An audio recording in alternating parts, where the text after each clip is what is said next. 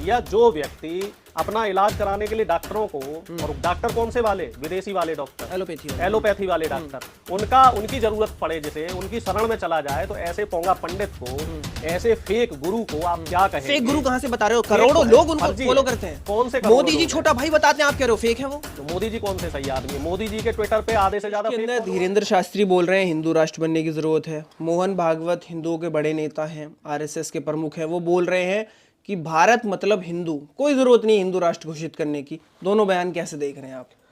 देखिए, जो मोहन भागवत की बात करी जाए तो वो अपने आप को बचाते हुए एक पॉलिटिकल बयानबाजी कर रहे हैं कि भारत मतलब हिंदू। उनका दृष्टिकोण ये है कि हिंदू मेजोरिटी में है तो ऑटोमेटिकली वो हिंदू राष्ट्र है। और धीरेन्द्र शास्त्री अपनी दुकान चलाने के लिए इस तरह की बयानबाजी दे रहे हैं। इस समय उनकी दुकान भी ठंडी और उन्हें चाट पकौड़ी भी नहीं मिल रही हैं। उनके जो चाट पकौड़ी के स्टॉल है वो भी खाली हो जाते हैं। वो वीडियो भी काफी वायरल हुई है। अब दोनों के बयानों की अगर हम तुलना करें तो मैं अपनी समझ से कहता हूं कि दोनों के बयान जो हैं वो गैर संवैधानिक है। पहली बात तो ये है कि धीरेन्द्र शास्त्री को और मोहन भागवत को, दोनों लोगों को संविधान को पढ़ने की जरूरत है।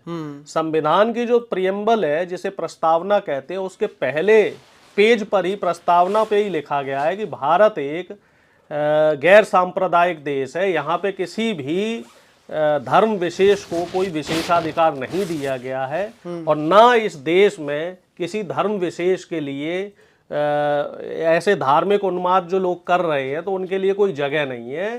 पूरा गणतंत्र देश है, समाजवादी विचारधारा और सभी को साथ लेने की जो विचारधारा है, उस विचारधारा के तहत ये देश आगे काम करेगा। और वही इस संविधान की जो मूल प्रस्तावना है और जो संविधान का जो मूल ध्येय है वो ये है कि देश का जो गरीब तबका है, जो देश के अंतिम पायदान पे बैठे हुए लोग हैं, उनको बराबरी पे लाना। और अगर हम धार्मिक देश की परिकल्पना करते हैं तो सोचिए वहाँ कट्टरपंथ बढ़ेगा, और जहां भी कट्टरता बढ़ती है तो वहां फिर जातिगत भेदभाव आता है और ऊंच नीच बढ़ती है। आप तमाम जो कट्टर देश हैं, जितने भी गल्फ कंट्रीज हैं जहां कट्टरता को बढ़ावा दिया जा रहा है, वहां आप देखिए कि उन देशों की तरक्की रुक गई है।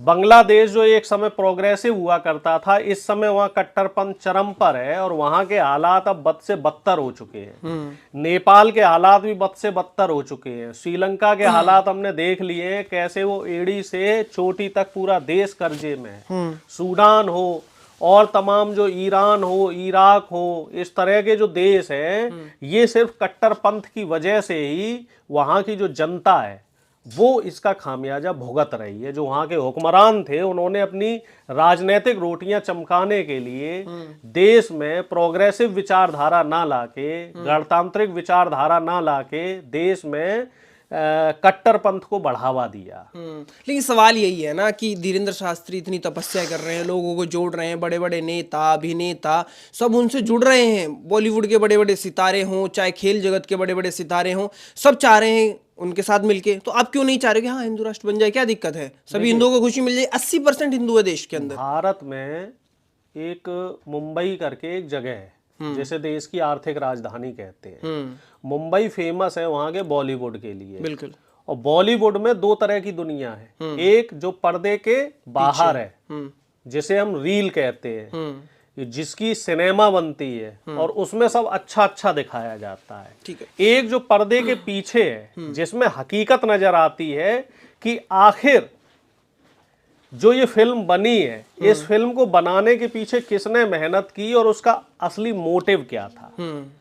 तमाम ऐसी फिल्में हैं जो सामाजिक संदेश तो दे रही हैं, लेकिन उसको बनाने के पीछे के जो कारण है, अगर वो कारण वो दर्शक जान जाए तो शायद वो फिल्में ना देखें। ठीक इसी तरीके से धीरेन्द्र शास्त्री ने जो यात्रा करी है वो रियल लाइफ में रील बनाने के लिए तो बहुत अच्छी है कि साहब हिंदू हिंदू हिंदू हिंदू जग जाएगा और हिंदू की तरक्की हो जाएगी, हिंदू ये कर लेगा, हिंदू वो कर लेगा।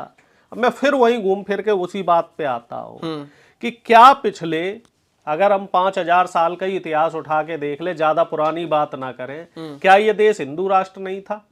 मुसलमान तो 600-700 साल पहले आए, अंग्रेज तो 200-250 साल पहले आए।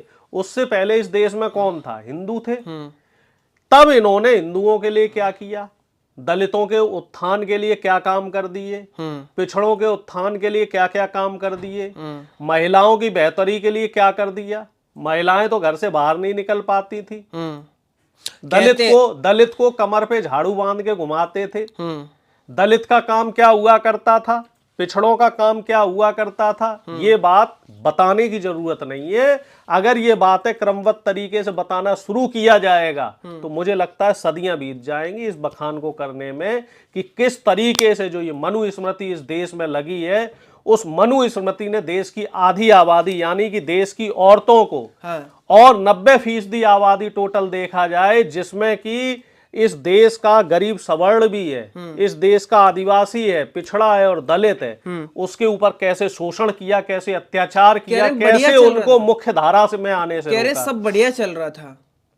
तो दलितों को क्यों नहीं बनाते हो शास्त्री? कह रहे जो पिछड़ों को क्यों नहीं बनाते हो काबिल है? धीरेन्द्र शास्त्री अपने मंच पर खुलेआम घोषणा कर दे कि हम दलितों को भी शास्त्री बनाएंगे, पिछड़ों को भी बनाएंगे, आदिवासियों को भी बनाएंगे, और जितनी देश में जिस समाज की आबादी है उसी अनुपात में उनको कथा भागवत करने की इजाजत दी जाएगी, पुजारी बनाया जाएगा। हिंदू राष्ट्र में वर्ण व्यवस्था सबसे बढ़िया व्यवस्था है। दो तरह की विचारधाराएं नहीं चलेंगी। देखिए कि पुजारी सिर्फ पंडित बन सकता है, शंकराचार्य सिर्फ जाति का ब्राह्मण व्यक्ति बन सकता है, और दलित पिछड़ा सिर्फ गुलामी करे, ये नहीं चलेगा। हिंदू मतलब सब बराबर होना चाहिए, रोटी बेटी का संबंध होना चाहिए, ऊंच नीच आप जैसे लोग ही चाहिए। देश के लिए काम नहीं कर रहे हैं, आप ही बांट रहे हैं। तो कौन काम कर रहा है देश के लिए? बाबा धीरेन्द्र शास्त्री अगर देश के लिए काम कर रहे हैं तो कुछ ऐसे एग्जाम्पल सेट करके दिखाएं जिससे कि लोग उनके गुणगान करना शुरू करें। भैया, जो व्यक्ति अपना इलाज कराने के लिए डॉक्टरों को, और डॉक्टर कौन से वाले? विदेशी वाले डॉक्टर, एलोपैथी वाले डॉक्टर, उनकी जरूरत पड़े, जिसे उनकी शरण में चला जाए, तो ऐसे पोंगा पंडित को, ऐसे फेक गुरु को आप क्या कहेंगे? फेक गुरु कहाँ से बता रहे हो? करोड़ों लोग उनको फॉलो करते हैं। कौन से? मोदी जी छोटा भाई बताते हैं, आप कह रहे हो फेक है वो? तो मोदी जी कौन से सही आदमी है? मोदी जी के ट्विटर पे आधे से ज्यादा फेक फॉलोअर हैं। मोदी जी के पीआर में हर साल 4 से 5 हजार करोड़ रुपया खर्च होता है। मोदी जी के ट्विटर में ट्वीट पे जो कमेंट आते हैं वो फर्जी आईडियों से आते हैं। मोदी जी जिन लोगों को फॉलो करते हैं ट्विटर पे, मैं सिर्फ ट्विटर की बात कर रहा हूं, अभी फेसबुक इंस्टाग्राम की बात नहीं कर रहा, यूट्यूब की बात नहीं कर रहा। यूट्यूब से डिसलाइक बटन किसने हटवाया? मोदी जी ने, क्योंकि उनके वीडियो पे लाइक से ज्यादा डिसलाइक आने लग गए थे। फेसबुक की बात करी जाए तो फेसबुक पे जो गाली गलौज का चलन शुरू किया गया, जो फर्जी वीडियो और फेक खबरें डालने का चलन शुरू किया गया, तो वो मोदी जी की सेना ने शुरू किया है। तो सबसे ज्यादा अगर फर्जीवाड़ा कोई कर रहा है तो वो प्रधानमंत्री कर रहे हैं, और जाहिर सी बात है अगर वो प्रधानमंत्री के छोटे भाई है धीरेन्द्र शास्त्री तो वो भी फर्जी होंगे। और अनिरुद्धाचार्य जैसे लोग, रामभद्राचार्य जैसे लोग, और जो तमाम कतार में खड़े हुए लोग हैं, सब लोग उसी श्रेणी में आते हैं। क्यों इतने नास्तिक? इन लोगों को देखिए, नास्तिक नहीं, मैं आस्तिक हूँ। मेरी धर्म में बहुत तगड़ी आस्था और धीरेन्द्र शास्त्री से ज्यादा आस्था है। अच्छा, इस बात को आप लोग समझ लीजिए। और दूसरी बात यह है कि जो ये मनवादी विचारधारा के लोग जो ये नरेशन चला रहे हैं कि यादवों को अलग थलग करने वाला, वो चीज नहीं चलेगी। यादवों का हिंदू धर्म पे उतना ही अधिकार है जितना एक दलित का है, जितना एक ब्राह्मण का है, जितना एक क्षत्रिय का है, जितना एक वैश्य का है। क्योंकि ये जो धर्म है वो किसी की मोनोपोली नहीं है, उस पे किसी की मठाधीशी नहीं चलेगी। धर्म एक आस्था का विषय है, और आस्था हर किसी की अपनी अपनी आस्था है। किसी की आस्था राम में है, किसी की आस्था राधा में है, किसी की आस्था कृष्ण में है, किसी की भगवान शिव शंकर में है, किसी की गणेश जी में है। तमाम भगवान है, वैरायटी हमारे देश में, डाइवर्सिटी